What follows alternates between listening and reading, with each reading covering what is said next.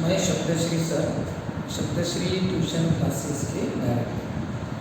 तो आजकल जो माहौल चालू है कोरोना का, जिसके कारण हमारी मुलाकात पहले होती रहती थी, जैसे कि हर एक तारीख को पेरेंट्स लोगों को बुलाया जाता था और बहुत से पेरेंट्स आते थे। एक तारीख को नहीं है तो बीच में कभी आते थे, लेकिन आज का ऐसा माहौल हो गया, इसलिए हमने सोचा कि इस ऑनलाइन वीडियो के माध्यम से मैं आप सभी तक पहुंचूं। तो आप सभी स्टूडेंट्स के जितने भी पेरेंट्स हैं, सबको मेरी तरफ से नमस्कार। तो मुझे आप लोगों को कुछ बातें आपके बच्चों से रिलेटेड बतानी है कि हम ट्यूशन से क्या क्वालिटी दे रहे हैं, आप तक पहुंच रही है कि नहीं पहुंच रही, इसके बारे में हम अभी थोड़ी सी चर्चा करने वाले हैं। जैसे कि किसी भी स्टूडेंट का अगर सक्सेस, उसको अगर 10th हो या 12th हो, अगर उसको परसेंटेज लेने, सक्सेस का मतलब ये नहीं होता कि किसी स्टूडेंट को अगर 80% मिले या 90% मिले तो ये ज़्यादा सक्सेसफुल है, ये कम सक्सेसफुल है, या 70 वाला और कम सक्सेसफुल है, ऐसा कुछ नहीं रहता। आप अपने बच्चों को परसेंट से काउंट मत करो। किसी के बच्चों को होंगे 90%, ठीक है ना, आपके बच्चे को अगर 70% है तो वो भी अपनी नज़र में टॉपर है। सक्सेस किसे बोलेंगे कि उसका खुद का इम्प्रूवमेंट अच्छा होना चाहिए। मान के चलो कि ये लड़का पहले 40% वाला था, पहले 40% वाला था, लेकिन साल भर अच्छी मेहनत करके 40% से 70% पर गया, तो ये इसका सक्सेस है। और ये लड़का ऑलरेडी 85% का था, पहले से ही 85% का था, या पहले से ही 90% का था, तो उसने इतने परसेंट लिए, अच्छी बात है, लेकिन इससे भी ज़्यादा सक्सेसफुल ये है, यानी इस स्टूडेंट से भी ये स्टूडेंट ज़्यादा सक्सेसफुल है। इसलिए कभी अपने बच्चों का रिजल्ट देख के कभी दूसरे बच्चों से, दूसरे स्टूडेंट से कंपेयर नहीं करना चाहिए। बस अपना जो स्टूडेंट है, अपना लड़का है या अपनी लड़की, वो अपनी नज़रों में कितना डेवलप कर रहा है वो आप देखिए, ठीक है ना। तो होता क्या है, अपनी जो सिस्टम है, जैसे बहुत से पेरेंट्स हैं कि जिन लोगों को उतना पढ़ना लिखना बोलो या ये साइंस से रिलेटेड जो भी रहता है उनको उतना नहीं समझता, तो आप लोग में से बहुत से लोग जो है वो अपने बच्चों का एक पढ़ाई नहीं ले सकते या अच्छी तरह से जज नहीं कर सकते। तो होता क्या है कि आप लोगों ने बड़े विश्वास के साथ एक शब्दश्री ट्यूशन क्लास हम पर एक बहुत बड़ी जवाबदारी दे दी, क्योंकि बच्चों का फ्यूचर 10th और 12th में ही बनता है। सबसे मेन यही है, यही पे या तो बनेंगे या फिर बिगड़ेंगे। तो ये जो उनका टर्निंग पॉइंट है, उस पर आपने हम पर जवाबदारी दी, तो हम क्या क्या करते हैं आपको पता होना चाहिए। जैसे कि रेगुलरिटी स्टूडेंट्स की होनी चाहिए। अब होता क्या है, ये जो रेगुलरिटी है, इसमें जो स्टूडेंट रेगुलर नहीं रहते तो आपको ट्यूशन से कॉल आते रहते हैं। अब ये जो ऑनलाइन है इसमें एक दिक्कत है, कौन सी, कुछ स्टूडेंट्स क्या करते हैं, सिर्फ मोबाइल ऑन कर देते हैं और उसके बाद उनका ध्यान 100% वहाँ पर रहता है, इधर देखेंगे उधर देखेंगे या 5 मिनट के लिए बाहर जाएंगे, और वो सब हमें यहाँ से पता नहीं रहता। हम अगर उनको वीडियो चालू करने के लिए भी बोलते हैं तो वीडियो चालू रखते भी है स्टूडेंट, नहीं रखेंगे ऐसा नहीं, लेकिन मोबाइल में हर एक स्टूडेंट का वीडियो दिखता नहीं, यानी जिस समय दिखाई, जिस पर टच करेंगे उतना ही दिखेगा, दूसरे का नहीं दिखेगा। एक समय में 2-3 जनों का ही वीडियो दिखेगा। तो कहने का मतलब ऐसा है कि ऐसी कुछ लिमिटेशंस है, कुछ मर्यादा है, जिसके कारण ये दिक्कत जाती है कि कौन सा स्टूडेंट हमारी बैच सही मायने में कर रहा है। वैसे हम बीच में नाम लेते हैं स्टूडेंट्स का, तो नाम लेने पर अगर वो जवाब नहीं देता तो हमें समझ में आ जाता है कि ये स्टूडेंट बैच बराबर नहीं करना चाहिए। तो आपको जो भी उसकी रेगुलरिटी के फ़ोन आते हैं तो आप उस पर ध्यान रखिएगा अच्छी तरह से। दूसरी बात, घर में जब आपका लड़का या लड़की जब पढ़ रहा है तो देखिए कि वो किस तरह से पढ़ रहा है, थोड़ा सा ध्यान आते जाते उसकी तरफ दिया कीजिए कि सही में बैच चालू रहती है तो पूरा ध्यान उसका रहता है कि नहीं रहता। कोई स्टूडेंट क्या करते हैं कि मोबाइल इधर रहती है, बैच चालू उधर वो व्हाट्सअप करते रहते हैं। ऐसे भी कुछ स्टूडेंट हैं जो अपनी जवाबदारियाँ नहीं समझते, अब उनको ये नहीं पता कि आगे लाइफ में कितनी दिक्कतें आने वाली हैं। तो हमको तो पता है ना, तो हम थोड़ा सा ध्यान दें। दूसरी बात रहती है पेपर्स। बच्चों को एक बहाना चाहिए पढ़ाई करने के लिए, क्योंकि पेपर रहा तो स्टूडेंट पढ़ाई करते हैं, हम क्या करते हैं, हमेशा पेपर लेते हैं। अब जो पेपर है ना, उसका टाइम टेबल आपके जो मोबाइल है आपका उसमें आता है। तो आपने क्या महीने का जो शेड्यूल रहता है ना, आप अपने बच्चों से लेके कैलेंडर पर लिख लीजिए कि भाई इस तारीख को मेरे बच्चे का है, मेरी लड़की का ये पेपर है, ऐसा कैलेंडर पर लिख दीजिए, आपको पता रहेगा। और टाइमिंग भी रहती है शाम की। हाँ, शाम की टाइमिंग है वो भी वहाँ पे रहता है, कितने घंटे का है वो भी वहाँ पे लिखा रहता है कि 1.5 घंटे का है, कि 3 घंटे का है, कि 2 घंटे का है, वो सबको आप कैलेंडर पर नोट कर लिया कीजिए। उसके मोबाइल में देख लीजिए, उसको शेड्यूल आया रहता है पेपर का, कौन सा पेपर कब है, तो उसके आता है। उसके बाद क्या होता है, जब वो पेपर देता है घर में, तो ये देखिए कि उसके आसपास कुछ नहीं है, उसके पास ना कोई पेन तो रहेगा, लेकिन डाइजेस्ट बोलो, कोई कॉपी बोलो लिखने के लिए, ऐसा कुछ नहीं, सिर्फ वो ब्लैंक पेजेस रहेंगे जिस पर वो लिखेगा, ठीक है ना। बाकी कोई गाइड, किताब, पुस्तक ऐसा कुछ भी उसके आसपास नहीं चाहिए। इस बात का ध्यान आपको रहना है। वो भी कंटिन्यू 3 घंटे या 1.5 घंटे आपको वॉच रखना पड़ेगा, ध्यान रखना है। अब हर किसी के लिए उतना पॉसिबल नहीं होता, लेकिन कोशिश पूरी कीजिए। कोई स्टूडेंट क्या करते हैं कि उसकी जो आंसर्स है वो गूगल पर उसी समय देख के फिर वो आंसर दे देते हैं। तो ये होता है पेपर चेकिंग में। फिर इसमें जो मार्क आते हैं ना बच्चों की, उसकी गारंटी नहीं रहती। अगर किसी को 70 में से अगर 60 मिले तो इसकी एकदम से गारंटी नहीं रहती कि ये उसके सही मार्क है। हाँ, जैसे 40 में से 25 मिले तो एकदम गारंटी नहीं रहती, क्योंकि ऑनलाइन में वही दिक्कत है। तो आप थोड़ा सा ध्यान रखिए। और जैसे पेपर होता है खत्म, 9 बजे खत्म हो गया रात को या 8 बजे खत्म हो गया, तुरंत 5 मिनट में वो हमारे पास आए। अब देखो, उसकी एक मार्कशीट बनती है कि स्टूडेंट को कितने मार्क मिले।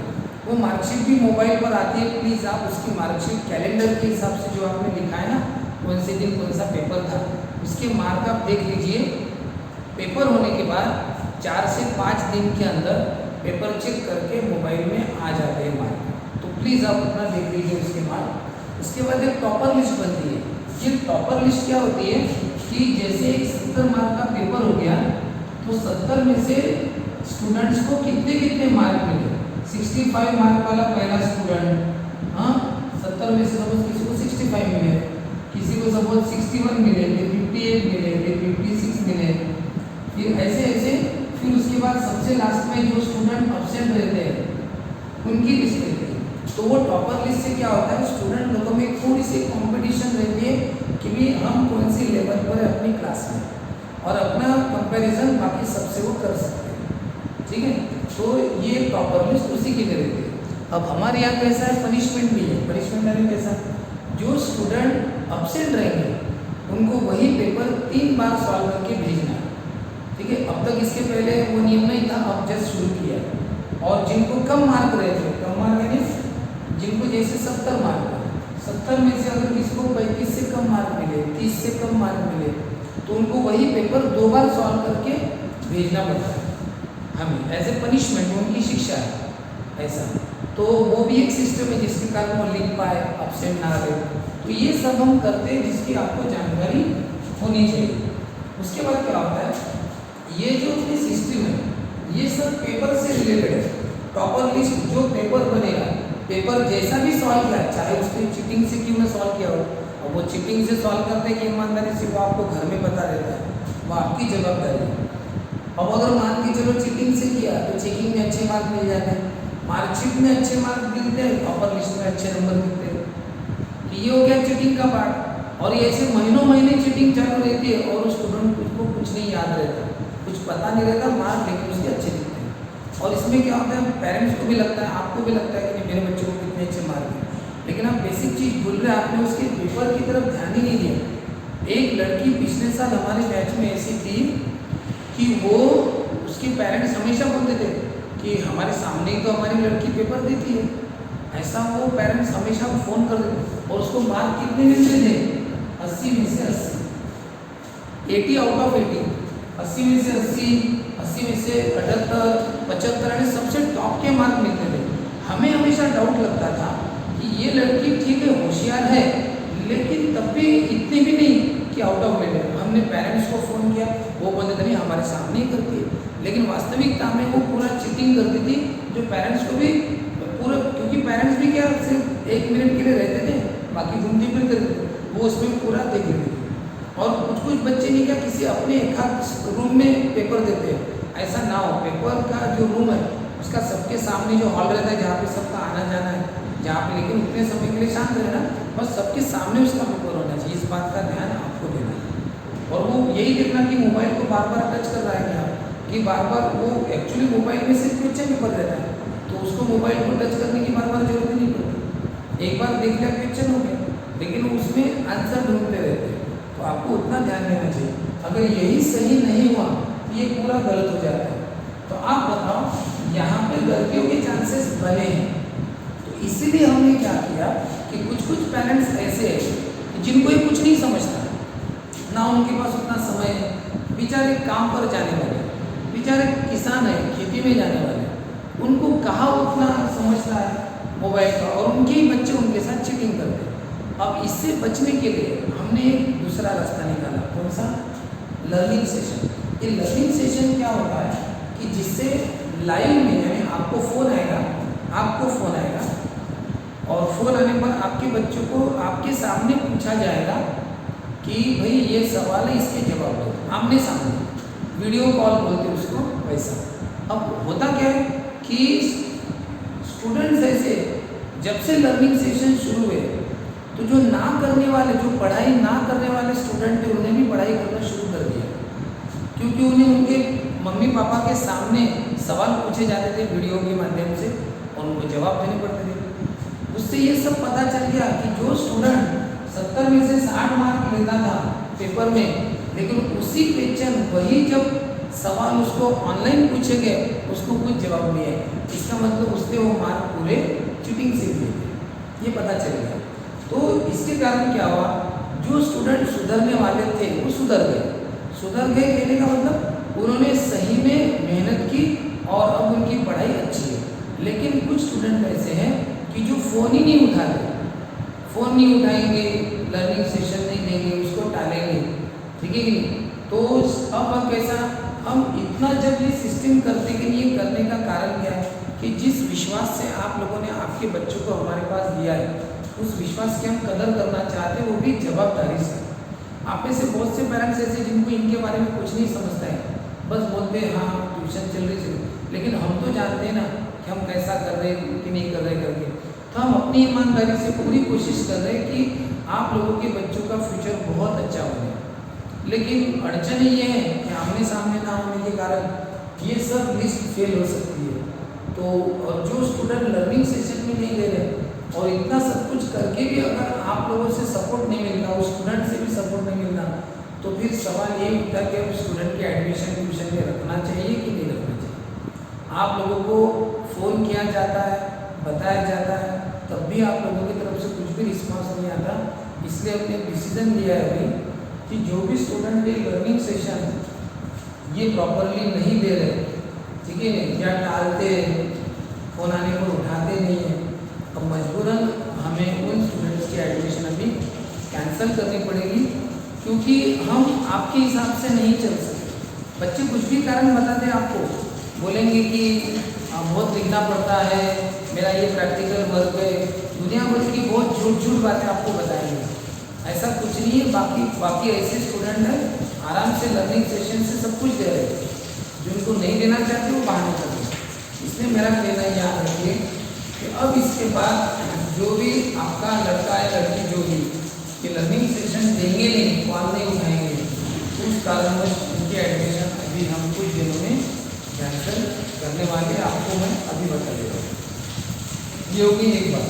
अब इतना सब कुछ करना और इतनी सब कुछ क्वालिटी मेंटेन करना, इसके लिए हमें आप लोगों का बहुत ज़्यादा सपोर्ट चाहिए। तो सपोर्ट आप दीजिए और आप सभी, मेरा नंबर इन सब बच्चों को बताएं, आप सभी खुद होके मुझे कॉल कीजिए अपने बच्चों के बारे में पूछने के लिए। ज्योति मैडम को कर सकते हैं, मुझे कॉल कर सकते हैं, और प्लीज़ इनका फीडबैक दीजिए। हो सके तो ट्यूशन में, अगर आपसे हो सके तो ट्यूशन में महीने में एक बार को भी आते जाइए। ट्यूशन में महीने में एक बार को भी कुछ भी हो, समय निकाल के आया कीजिए। स्पेशली 1 तारीख को आए तो बहुत अच्छा है, लेकिन अगर नहीं आना हुआ तो दूसरे किसी भी दिन, लेकिन याद से एक दिन तो भी आइए। कॉल कीजिए खुद होकर, ठीक है, इतना कीजिए, हम आपको भिजवाई देंगे। ओके, यही बातें आपको बतानी थी, तो आपको इस मामले में अलर्ट रहना है, ठीक है। लगे तो ये वीडियो और एक बार देख लीजिए, जो भी बातें मैंने बताई आप लोगों को उस पर फोकस करेंगे, ठीक है। तो फिर से एक बार बहुत बहुत धन्यवाद, आप लोगों ने मेरा इतना सुना। तो आप हम एंडिंग तक कोशिश करेंगे एग्ज़ाम आने तक कि आपके बच्चों के लिए जितना हम ज़्यादा अच्छा कर सकते हैं, ठीक है। धन्यवाद।